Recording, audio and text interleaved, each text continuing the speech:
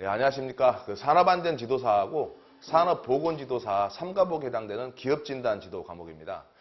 이 기업진단지도 과목을 오리엔테이션을 지금 시작을 하는데 우리가 지금까지 가장 고민이 되었던 부분이 바로 이 기업진단지도일 거예요. 그 이유는 어느 곳에서 출제가 되느냐를 사실 모르고 시험 보는 분들이 굉장히 많습니다. 그래서 공부를 하기 싫은 분들은 이 3과목만 그냥 2차가 면제되신 분들 같은 경우는 또는 1차에서 1, 2과목이 면제되시는 기술사님들이 많죠. 그런 부분들 같은 경우는 오히려 3과목만 공부해서 쉽게 가자라고 공부를 하실 수가 있는데 문제는 어디에서 출제되는지를 아직까지도 우리가 잘 어렵다라는 거죠. 그래서 그 근거가 어디고 출제 영역이 어딘 줄은 뭐 아는데 거기에 맞춰있는 수험서가 없다 보니까 지금까지 공부하기가 굉장히 난해하고 어려웠던 부분입니다. 다만 과거에 기출문제를 유추해서 봤을 때 이건 경영학이구나 라고 생각을 해서 경영학 공부에 집중하신 분들도 많았고요. 그러다 보니까 시중에 있는 교재들 같은 경우는 경영학의 서적을 본다 하더라도 그 범위가 너무 넓다 보니까 산업안전지도사하고 산업보건지도사에 맞춰져 있는 어떤 집중적인 공부를 하기가 어려웠던 그런 부분들이 있었습니다.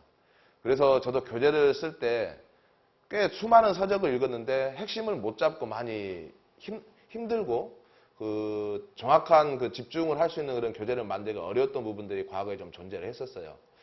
다만 이제 어느 정도 유출을 하면서 이 시험 과목의 부분이 이런 쪽에서 나오는구나 라는 것을 알게 되면서 교재 집중에 이제 좀 더 할 수 있게 되었었고 그 결과 이 교재를 바탕으로 지금 강의가 진행을 되고 있습니다.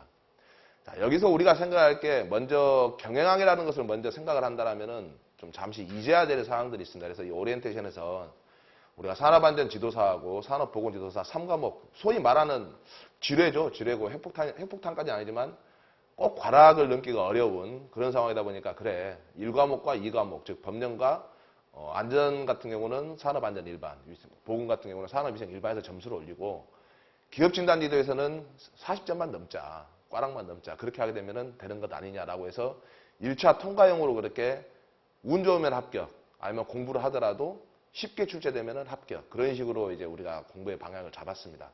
그러나 이제 그런 것들은 좀 정식이 돼야 되겠죠. 왜냐하면은, 그게 올바른 공부는 당연히 아니니까요. 그래서 일단 이 내용을 보시게 되면은, 여기에 보게 되면은 지금 경영학이 있고 산업심리학이라는 이름이 있는데, 이 내용은 우리가 산업안전지도하고 산업보건지도사에서 한국산업인력공단에 나와 있는 출제 영역에 포함되어 있는 그 내용으로 그대로 발췌를 한 겁니다.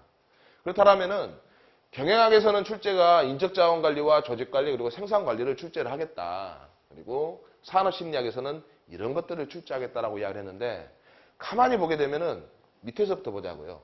경영학 부분에서 생산관리에 대한 것과 생산 시스템 그리고 생산관리에 대한 것 이 5, 6번, 7번 같은 경우는 경영학에 굉장히 집중되어 있는 내용이 맞습니다.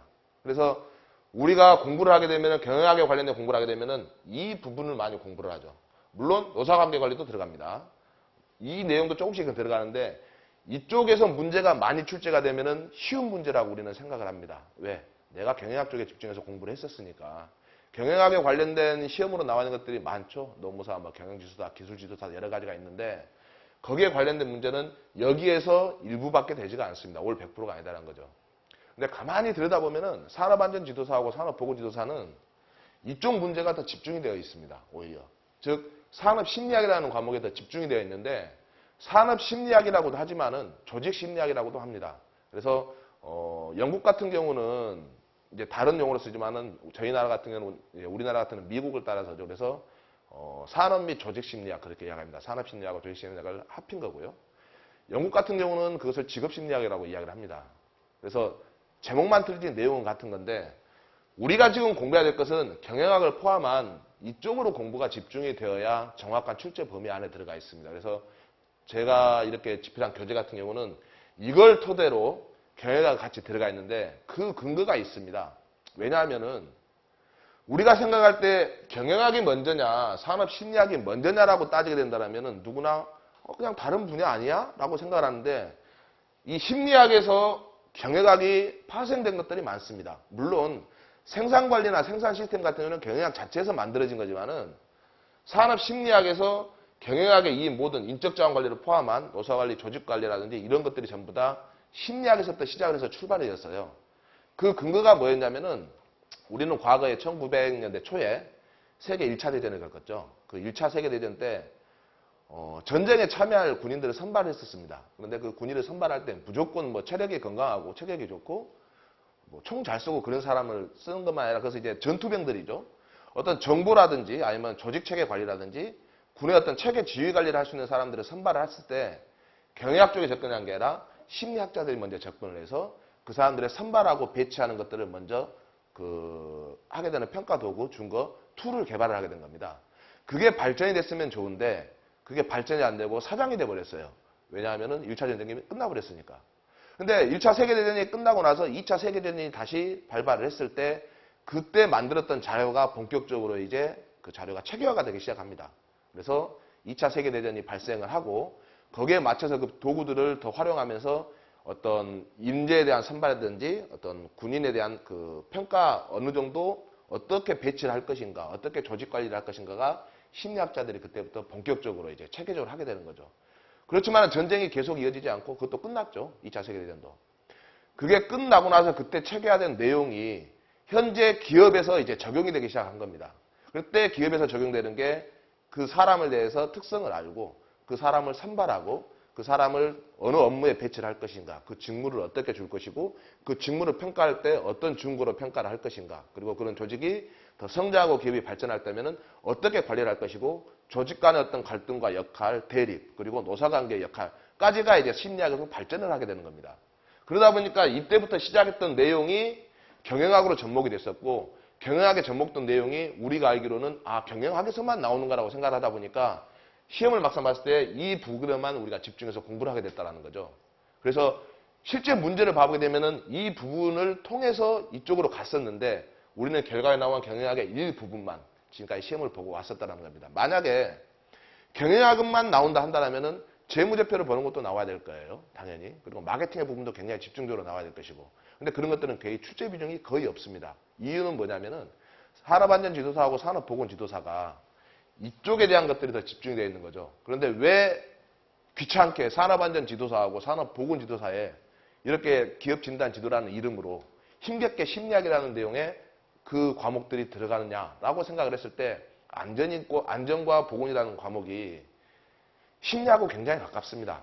저도 현업에서 봐보면은 사람을 만나서 이야기를 해보면은 그 사람의 심리를 생각을 할 수밖에 없는 거고 또 그러한 심리를 바탕으로 개인의 특질이 파악이 될 수 있고 그 개인의 특성과 특질에 따라서 사고로 이어질 수 있느냐 아니면 사고로 예방할 수 있느냐 또 기업의 어떤 추구하는 목적과 가치에 따라서 같이 동조를 해주고 그 사람의 성격에 맞춰서 사고를 예방할 수 있는 활동들이 지속적으로 이어지느냐로 많이 연결이 되는 거거든요.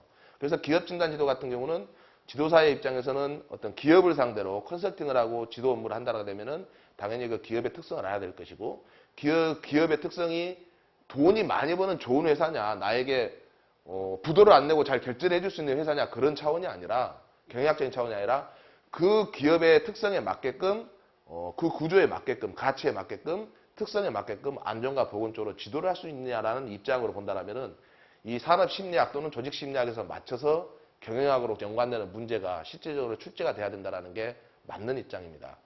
더불어 우리가 인간공학 같은 경우를 보게 되면은 이 산업심리가 굉장히 많이 나옵니다. 보건 쪽에도 마찬가지예요. 위생 쪽에도.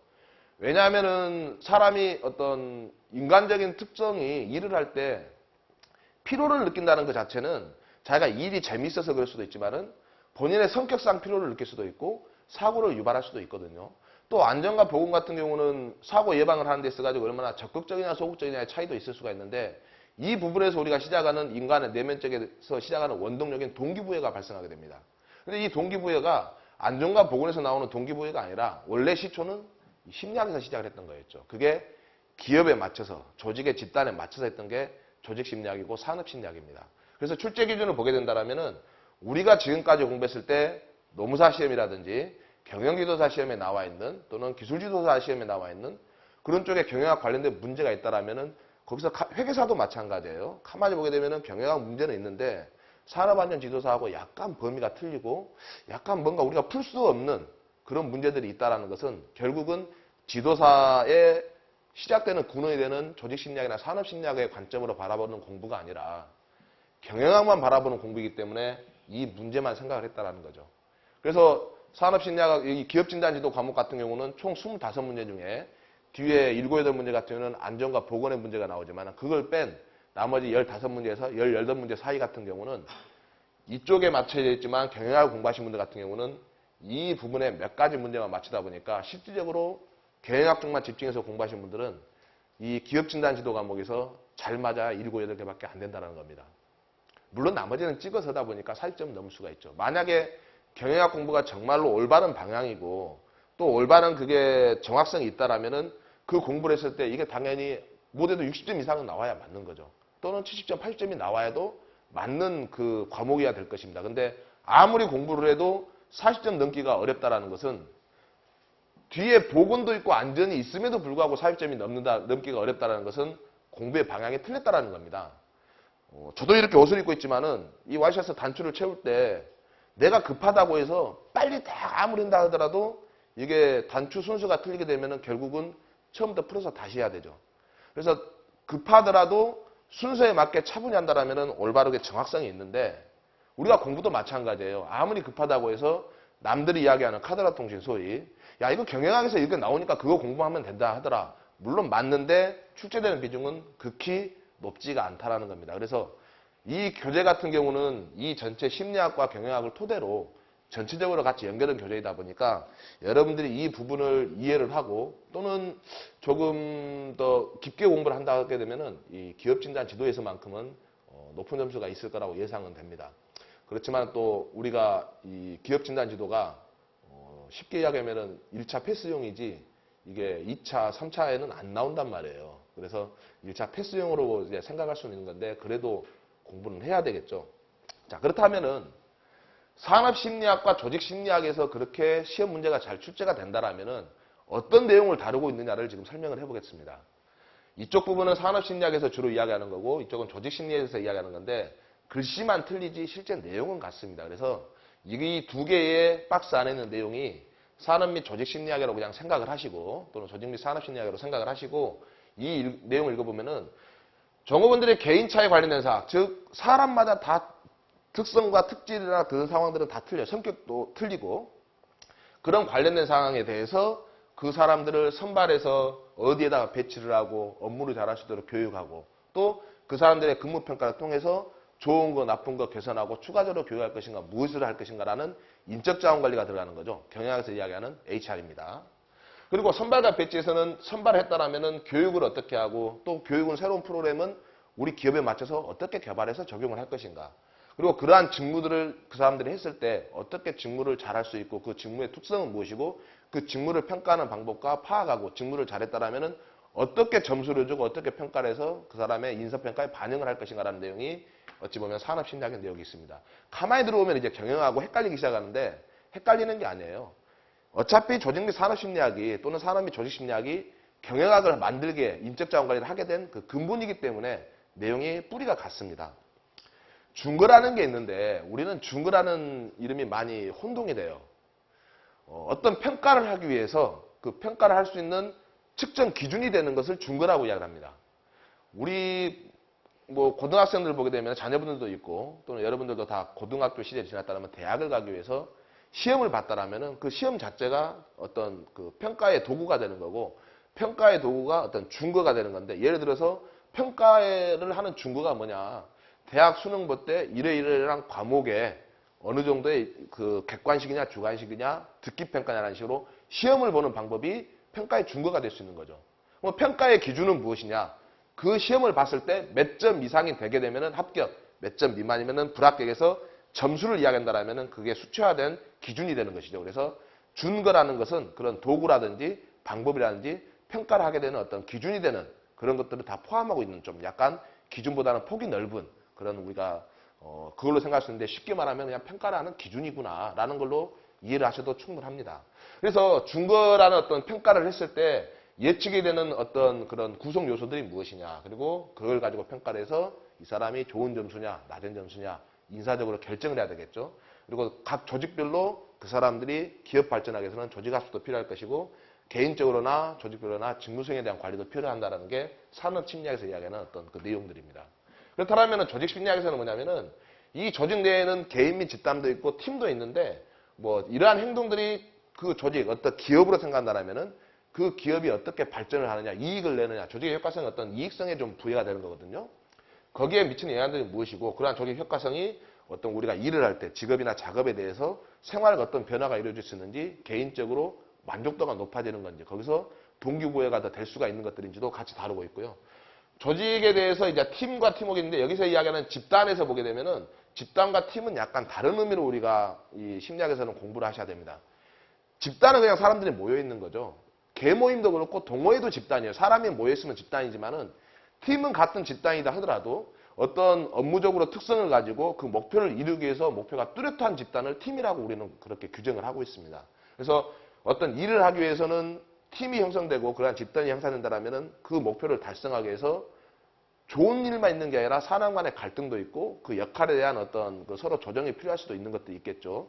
그런 것들도 조직의 어떤 효과성에 당연히 영향이 있을 수가 있으니까 이런 것들도 같은 범위에 들어갈 수가 있는 것이고, 이런 직장에서 심리적 건강이라든지 작업동이라든지 리더십도 왜 집단과 팀이 있다라면은 그 사람들이 다수지만은 그 사람들의 효과성을 올리기 위해서는 당연히 어떤 리더가 존재를 해야 되겠죠. 그래서 산업심리학이나 경영학 같은 것을 정확히 구분하자면은 경영학은 외부적으로 보여주는 생산이라든지 품질, 재고관리, 마케팅은 다 경영으로 볼 수가 있지만은 이 근본이 되는 인적자원관리는 심리적인 바탕에서 시작을 해서 그 사람의 내면적인 개인의 특질부터 시작을 해서 결국은 기업의 효과성을 높이는 것까지 다 이루어지고 있는 부분입니다. 큰 폭으로 본다라면은 이것을 좀 더 쉽게 설명하자면 이 내용입니다. 지금까지 했던 내용은.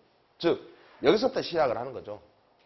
사람이 다 똑같지는 않죠. 남자, 여자, 문화적인 차이도 있고 또 종교적인 차이도 있고 또 그 사람의 가치관도 틀릴 수 있고 성격도 뭐 개파가는 사람이 있을 수 있고 온순한 사람도 있을 수 있고 적극적이고 내향적이고 남 핑계 잘 대고 능동적이고 피동적이고 수동적인 사람들이 굉장히 많은데, 이러한 인간의 특성을 통한 개인을 기업에서 효과적으로 잘 좋은 사람을 자기들 기업에 원하는 사람을 뽑기 위해서는 어떤 선발 제도가 있어야 되겠죠. 어떻게 채용을 하고 그 사람을 할 것인가.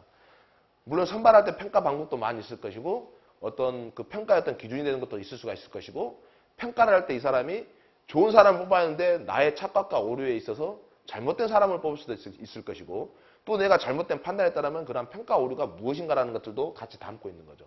그래서 이러한 개인을 뽑았을 때 이 사람이 과연 집단, 즉 조직 팀에 어떤 역할을 할 수 있는 사람인가를 본다면은 그 사람 개인 자체는 동기부여가 있어야 될 것이고, 약간 교육적으로 부족한다면은 기업 차원에서 조직 차원에서 교육도 필요하다 보니까 교육심리학, 즉 학습심리도 같이 들어가게 되는 거죠.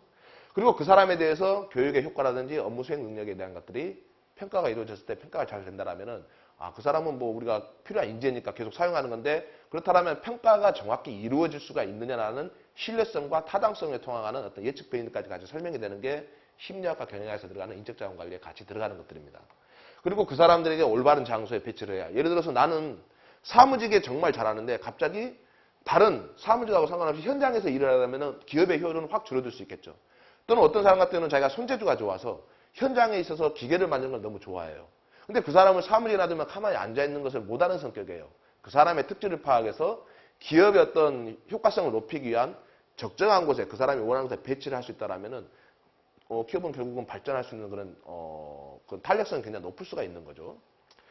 또 그 사람들이 어떤 직무에 따라서 직무에 따른 어떤 특성에 따라서 어떤 조직이냐도 우리가 구분해야 될 것이고, 또 그 사람의 결국 이러한 평가를 통해서 인사평가는 근본적인 이유는 기업의 발전이지만 결국은 공정한 임금을 지급한 것이고, 그 임금에 대해서 어떤 적절성이 부여됐을 때 조직 구성원들이 더 동기부여가 되고 자기 일에 만족하면서 일과 생활에 워라밸이죠. 큐라밸도 될 수가 있고 그 내용들을 같이 수행할 수 있다는 거죠. 그 조직 발전을 위한, 즉 집단 발전을 위한 개인에서 집단으로 넘어가는 그런 과정. 그리고 집단이 어떤 조직, 그 기업이라고 생각한다면은 이 집단에 생각해야 되는 것은 집단이 생각하는 뭐 의식적인 사고, 집단 행동하는 집단 행동.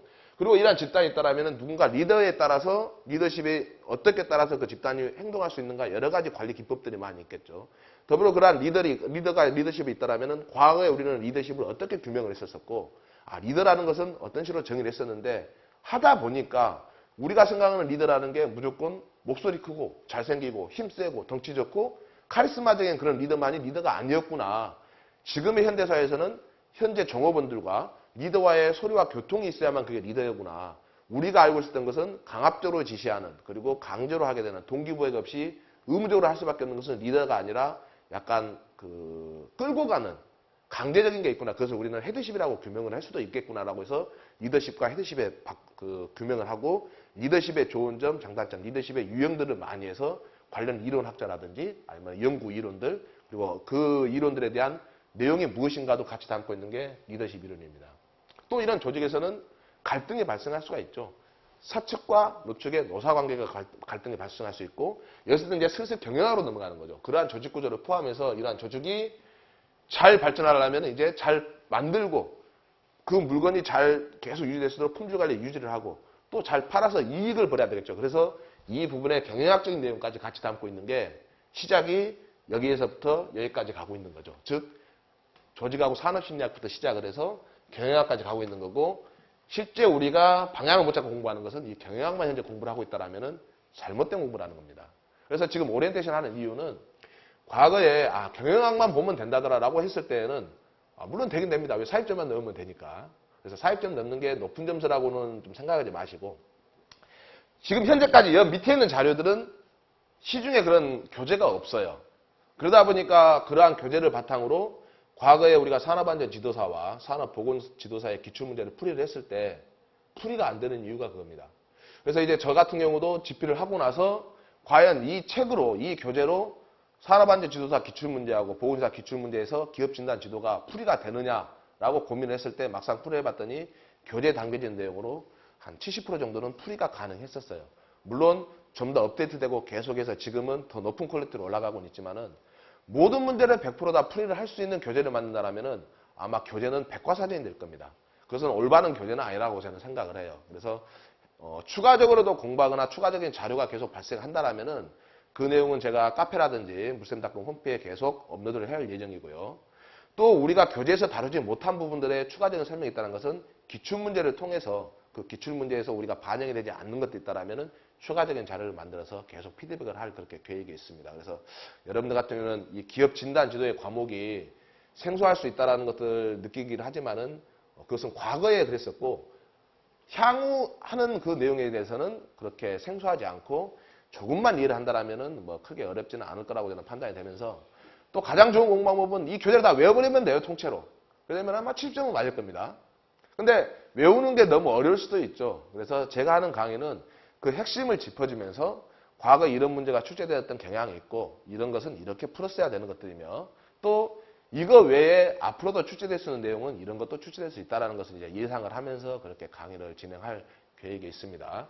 기업진단 지도를 공부를 하시는 분들 입장에서는 너무 이게 공부 방향을 잡기가 어렵고 자료가 없어요라는 말은 이 강의를 제가 하는 산업안전지도사하고 산업보건지도사 3과목 기업진단 지도를 공부하시는 데 있어서는 그런 말씀은 안 나올 수 있도록 그렇게 계속 지속적으로 노력하고 피드백을 할 수 있고 좋은 자료가 제공되는 그런 강의로 이어져서 반드시 1차에는 쉽게 합격할 수 있도록 그런 강의가 이어지도록 그렇게 계속 노력하겠습니다.